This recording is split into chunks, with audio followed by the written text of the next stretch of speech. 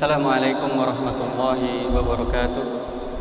Alhamdulillah, salatu wassalamu ala rasulillah wa ala alihi wa ashabihi wa ummati ila yaumil qiyamati, amma ba'd. Para asatidzah dan ikhwah sekalian yang saya muliakan, semoga Allah Subhanahu wa taala senantiasa menjaga kita dan juga keluarga kita dari segala macam keburukan dan kejahatan makhluk-makhluk Allah Subhanahu wa taala.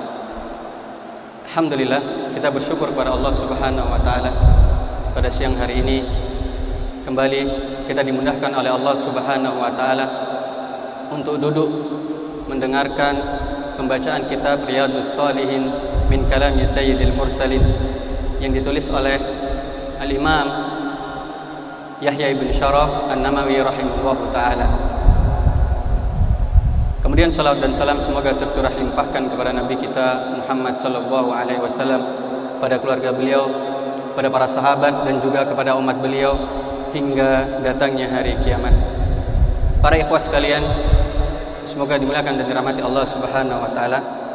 Alhamdulillah, kita telah sampai kepada bab yang kedua, yaitu bab At-Taubah. Dan kita telah masuk kepada hadis yang ketiga dari bab taubah. Karena hadis yang pertama dan yang kedua telah disampaikan sebelumnya karena redaksinya sama. Maka pada kesempatan kali ini kita akan membacakan hadis yang kedua atau hadis yang ketiga. Wa an Abi Hamzah Anas bin Malik Al-Ansari خادم رسول الله صلى الله عليه وسلم رضي الله عنه قال رسول الله صلى الله عليه وسلم الله أفرح بتوبة عبده من أحدكم سقط على بئيره وقد أضله في أرض فله. وفي رواية لمسلم الله أشد فرحا بتوبة عبده حين يتوب إليه من أحدكم كان على راحلته بأرض فله فانفلتت منه وعليها طعامه وشرابه فأيس منها فأتى شجرة فاضطجع في ظلها وقد أيس من راحلته فبينما هو كذلك إذ هو بها قائمة عنده فأخذ بخطامها ثم قال من شدة الفرح اللهم أنت عبدي وأنا ربك أخطأ من شدة الفرح. Para ikhwah sekalian yang semoga dimuliakan dan dirahmati Allah Subhanahu wa taala. Dari Abu Hamzah. Abu Hamzah adalah kunyah sebagaimana yang kita kenal. Kunyah daripada sahabat yang mulia yaitu Anas bin Malik Al-Ansari radhiyallahu anhu. Anas bin Malik salah seorang sahabat Nabi sallallahu alaihi wasallam yang dari kecil hingga dewasa beliau dekat dengan Nabi sallallahu alaihi wasallam. Karena beliau selain sahabat juga orang yang setia melayani Nabi sallallahu alaihi wasallam. Di mana ketika Nabi sallallahu alaihi wasallam datang ke kota Madinah, ibunya Anas bin Malik datang kepada Nabi sallallahu alaihi wasallam. Dibawa Anas bin Malik di hadapan Nabi sallallahu alaihi wasallam. Dia mengatakan, "Ya Rasulullah, sungguh penduduk Madinah senang dengan kedatanganmu, dan tidak sedikit di antara mereka yang memberikan hadiah kepada dirimu. Maka aku datang dengan seorang anak kecil yaitu Anas bin Malik, dan dia akan melayanimu." Maka Nabi sallallahu alaihi wasallam senang tatkala mendengar kabar tersebut. Kemudian Nabi sallallahu alaihi wasallam berdoa, "Allahumma barik fi malihi wa auladihi." Di dalam riwayat yang lain Nabi Muhammad berdoa, "Allahumma atil hayatahu." Maka sahabat Anas bin Malik dengan selalu dekat dengan Nabi sallallahu alaihi wasallam, melayani Nabi sallallahu alaihi wasallam, beliau mendapatkan keutamaan yang sangat besar. Salah satunya beliau adalah di antara sahabat Nabi yang banyak meriwayatkan hadis dari Nabi sallallahu alaihi wasallam. Sekitar 2280 hadis sahabat Anas bin Malik meriwayatkan hadis dari Nabi sallallahu alaihi wasallam. Demikian juga kehidupan beliau berkah. Sahabat Anas bin Malik termasuk salah seorang sahabat Nabi yang panjang umurnya, yang banyak keturunannya. Salah satu sahabat Nabi yang terakhir wafatnya. Al-Ansari, dan beliau berasal dari kalangan Ansor. Dan kita tahu betapa besar kebaikan kaum Ansor kepada saudara mereka, yaitu kaum Muhajirin. Tatkala Allah Subhanahu wa taala, Nabi sallallahu alaihi wasallam mempersaudarakan mereka. Begitu besar kebaikan kaum Ansor kepada kaum Muhajirin. Salah satunya tatkala Nabi sallallahu alaihi wasallam mempersaudarakan antara Sa'ad ibni Rabi dengan Abdurrahman ibnu Auf. Tatkala dipersaudarakan di atas keimanan, maka Sa'ad mengatakan kepada Abdurrahman bin Auf, "Wahai Abdurrahman bin Auf, aku adalah salah satu di antara orang terkaya yang ada di Madinah. Maka ambillah setengah dari hartaku, dan aku mempunyai 2 orang istri. Pilihlah salah satu di antara mereka untuk dijadikan istrimu." Subhanallah. Begitu kebaikannya, begitu besar kebaikan kaum Ansor. Mereka merelakan sesuatu yang mungkin mereka cintai untuk saudaranya di atas keimanan.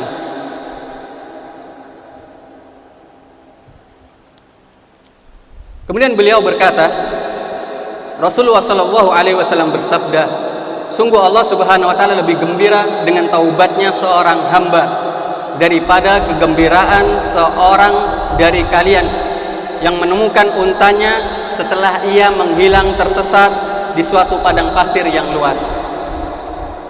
Di dalam riwayat yang lain, Rasulullah sallallahu alaihi wasallam bersabda, "Sungguh Allah lebih gembira dengan taubatnya seorang hamba tatkala dia bertaubat kepada Allah Subhanahu wa taala daripada kegembiraan seorang dari kalian yang dia mengendarai ontanya di suatu hamparan tanah yang luas, yang kering kerontang, kemudian ontanya menghilang darinya."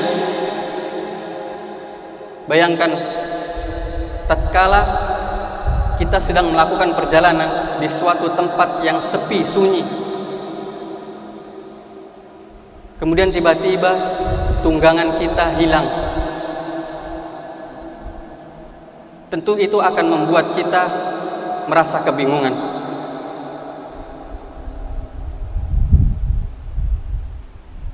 Sedangkan makanan dan minumnya ada pada onta tersebut. Kemudian orang tadi dia berputus asa. Nah, gak mungkin aku menemukan ontaku, karena ini padang yang begitu luas, tidak ada orang seorang pun. Di mana aku mau mencari ontaku? Kemudian ia mendatangi sebuah pohon yang besar. Kemudian dia bernaung di bawah naungan pohon tersebut, dalam keadaan dia berputus asa untuk mendapatkan onta tunggangannya.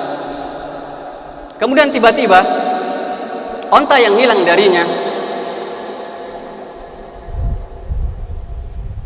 berada tepat di sebelahnya. Kemudian dia ambil tali, kemudian dia ikat ke dalam pohon tersebut. Kemudian karena sangat gembiranya dia mengatakan, "Ya Allah, Engkau adalah hambaku dan aku adalah Tuhanmu." Ini disebabkan karena saking gembiranya dia, maka dia mengucapkan kekufuran. Ya, ini adalah bentuk ucapan kekufuran. Akan tetapi dia tidak sadari, dia keliru ketika mengucapkan kata tersebut. Karena saking senangnya.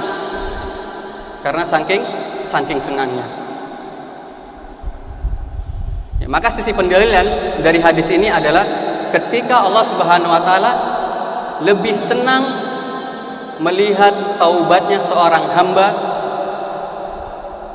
Ini adalah sisi pendalilan dari hadis yang berkaitan dengan babut taubat. Kemudian para ikhwah sekalian yang semoga dimuliakan dan dirahmati Allah Subhanahu wa taala, ada beberapa faedah yang bisa kita ambil dari hadis ini. Di antaranya bahwasanya Allah Subhanahu wa taala sangat senang dengan taubat seorang hamba. Karena Allah Subhanahu wa taala cinta dengan amalan taubat seorang hamba. Ini bukan berarti menunjukkan bahwasanya Allah Subhanahu wa taala butuh kepada amalan seorang hamba, butuh kepada taubat seorang hamba. Tidak. Akan tetapi karena Allah cinta dengan perbuatan taubat seorang hamba. Karena taubat adalah ibadah yang sangat agung. Maka sebuah ibadah adalah sesuatu yang dicintai dan diridai Allah Subhanahu wa taala. Allah tidak butuh apapun dari seorang hamba karena Allah Maha Kaya. Innallaha ghaniyun 'anil 'alamin. Allah itu Maha Kaya dari seluruh alam semesta ini. Dan ini menjadi motivasi juga bagi orang-orang yang melakukan maksiat, yang melakukan dosa agar segera bertaubat. Karena tatkala dia bersegera bertaubat kepada Allah Subhanahu wa taala, maka dia segera pula akan mendapatkan cinta dan ridho dari Allah Subhanahu wa taala. Kemudian faedah yang kedua yang bisa kita ambil dari hadis ini, penetapan sifat farah bagi Allah Subhanahu wa taala. Bahwasanya Allah Subhanahu wa taala memiliki sifat farah, senang, gembira. Sebagaimana Allah juga memiliki sifat marah, sifat cinta. Banyak sekali Allah Subhanahu wa taala menjelaskan tentang sifat-sifat marah, sifat cinta di dalam Al-Qur'an maupun hadis Nabi sallallahu alaihi wasallam. Sifat cinta di antaranya ayat Allah Subhanahu wa taala, "Qul in kuntum tuhibbunallaha fattabi'uni yuhibbukumullahu wa yaghfir lakum dzunubakum." Katakan wahai Muhammad, kalau engkau cinta kepada aku, maka ikutilah aku, niscaya Allah Subhanahu wa taala akan cinta kepada dirimu. Demikian juga sifat marah, Allah memiliki sifat marah.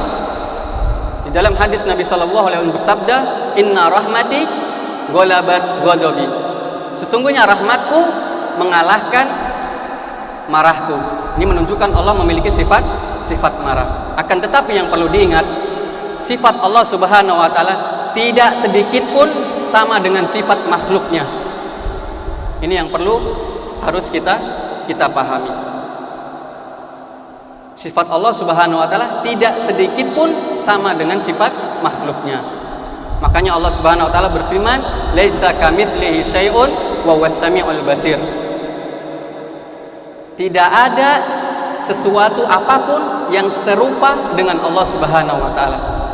Allah meniadakan tentang pentasbihan sifat makhluk dengan sifatnya. Kemudian Allah menetapkan bahwasanya Allah memiliki pendengaran dan juga penglihatan. Akan tetapi pendengaran Allah, penglihatan Allah Subhanahu wa taala layak bagi Allah, sesuai dengan kemuliaan, sesuai dengan keagungan Allah Subhanahu wa taala. Kemudian pelajaran berikutnya yang bisa kita ambil adalah luasnya rahmat Allah Subhanahu wa taala kepada hambanya,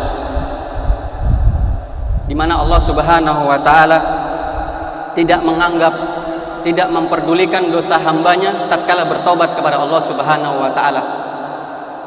Hatta itu dosa syirik. Tatkala seorang hamba bertobat dari dosa syirik, maka Allah Subhanahu wa taala tidak menganggap dosanya. Allah hapus dosanya. Itu dikarenakan Allah Subhanahu wa taala cinta, senang untuk mengampuni dan menghapus dosa hambanya. Sebagaimana di dalam hadis yang kita sebutkan tadi, "Inna rahmati walabat ghadabi."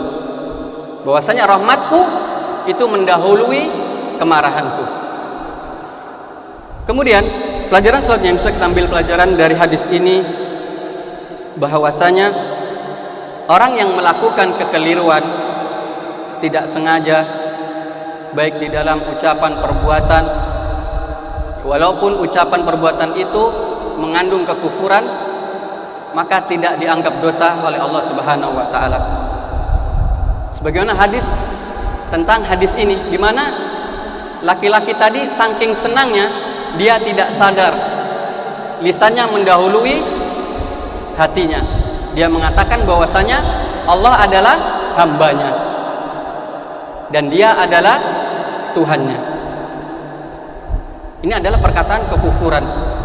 Akan tetapi tatkala ini terucap karena tidak sengaja atau karena keliru, maka Allah Subhanahu wa taala tidak menganggap hal tersebut sebuah dosa. Nabi sallallahu alaihi wasallam bersabda, "Inna Allaha tazawaja an ummati minal khata'i wal nisyani wa mastukrihu alaihi." Sesungguhnya Allah Subhanahu wa taala membiarkan, tidak menganggap dari perbuatan karena sebab keliru dan karena lupa dan juga karena dipaksa. Kemudian pelajaran selanjutnya yang bisa kita ambil dari hadis ini, bahwasanya berserah diri, bertawakal kepada Allah Subhanahu wa taala tatkala merasa putus asa akan mendatangkan kebaikan dan juga keberkahan dari Allah Subhanahu wa taala. Kita lihat di dalam hadis ini bagaimana pemuda tadi dia merasa putus asa. Ya, seakan-akan mungkin dia akan meninggal dunia karena perbekalannya hilang, dibawa oleh ontanya. Maka dalam keadaan putus asa dia berserah diri kepada Allah Subhanahu wa taala, bertawakal kepada Allah Subhanahu wa taala, maka dengan itu kebaikan datang kepada dirinya. Allah kembalikan ontanya beserta dengan perbekalannya. Kemudian yang terakhir yang bisa kita ambil dari pelajaran dari hadis ini, terkhusus bagi tenaga pendidik dan pengajar, bagaimana bagusnya cara pengajaran Nabi Shallallahu Alaihi Wasallam. Beliau membuat permisalan agar bisa dengan mudah dipahami oleh para sahabatnya. Ya, beliau membuat permisalan, ya, bahwasanya seorang hamba itu senang tatkala mendapatkan apa yang hilang darinya, akan tetapi Allah Subhanahu wa taala jauh lebih senang tatkala melihat hambanya bertaubat kepada Allah Subhanahu wa taala. Maka permisalan, perumpamaan itu mendekatkan kepada pemahaman. Maka kepada para pengajar, para pendidik yang kita sekarang berada di sini, ya, di pesantren Intan Ilmu, maka contoh bagaimana cara pengajaran Nabi Shallallahu Alaihi Wasallam kepada para sahabatnya. Hada wallahu taala alam bisawab. Sallallahu ala nabiyina Muhammadin wa ala alihi wa sahbihi wasallam. Wa subhanakallahumma wa bihamdika asyhadu an la ilaha illa anta wa astaghfiruka wa atubu ilaik. Assalamualaikum warahmatullahi wabarakatuh.